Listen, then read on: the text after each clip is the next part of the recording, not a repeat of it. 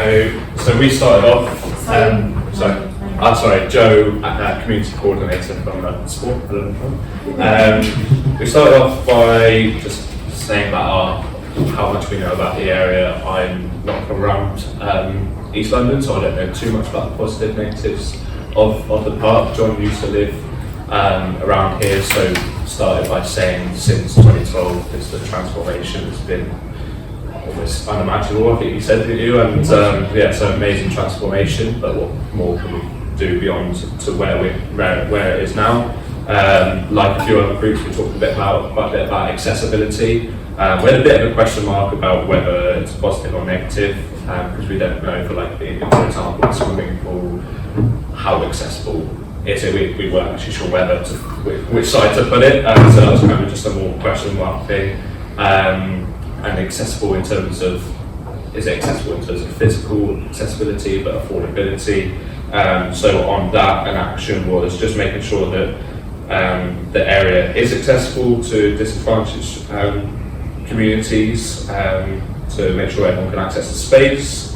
What else did we talk about? So being someone that's not from East London, I kind of said about my perception of Stratford and this area, and my perception from not being from here is the shopping centre, to be honest. It's the stadium. I know the stadium's there, I know the shopping centre's there, I know the park is here, but I don't know what's in the park, etc. When I think Stratford, I think Westwood Shopping Centre as maybe a bit more of an outsider. So an action of that is how can we think about changing that perception and making it a place for sport, physical activity and movement, rather than people just come from the shopping centre.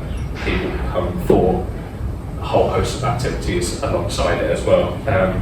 Other people may have different perceptions, but that's just my experience of the area. What else?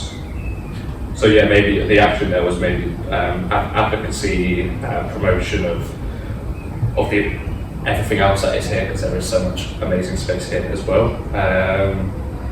We also talked about non-traditional spaces, active environments and non-traditional spaces. So there's the amazing park, but so how can we best utilise that? But there is also, I assume, a multi-storey car park, which might not seem as a place where you do sport, physical activity, but there's an amazing physical space there. There's going to be a closing time. How can we activate those non-traditional spaces? Might not be a car park, there might be other sorts of spaces, even just walking over here, just the flat area outside this building. So yeah, activating non-traditional spaces like the car park, for example, to enhance, just add more spaces for activity. What was the last one? Inviting and engaging local charities to use the park as well. I don't know if you wanted to add. Yeah, that's something around it. The space is amazing, isn't it? But how accessible is that to? We talked about not purely being for this area. It's Greater London, 32 boroughs that can access that. It's having that promoted, and we have a part to play with that clearly. But then taking that to a wider audience. So the park isn't just for East Londoners necessarily. It's Pan London, Pan Saturday, Pan whatever in that sense. Absolutely. And I think we also had a debate about skating. Bless with my colleague, who's done some research in that area. So those accessible spaces, not traditional spaces. We talked about using car parks, as Joe intimated there. There's lots in that. It's how we take that to other people, so the message is flowing through. And maybe linking. We sort of spent a little bit of time thinking about who owns the car parks, as an example.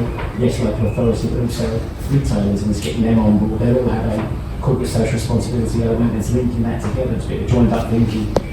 They have space, it's not fully utilised. They want to do something to support the local community, corporate social responsibility. It's bringing those two things together.